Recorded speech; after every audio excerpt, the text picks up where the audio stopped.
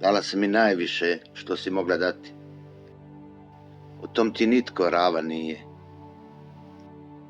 Tvoja će riječ živjeti u meni više nego ikada prije. Beskrajno te voli, majko, neka ti bude miran san.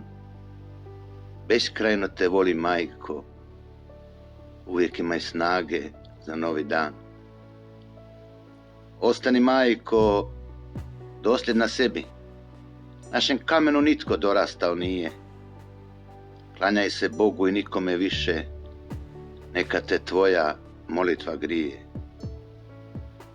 Neću ti, majko, dolaziti često, ali u srcu i mislima si mojim. Ne boj se za mene, majko, voljet ću te dok postojim.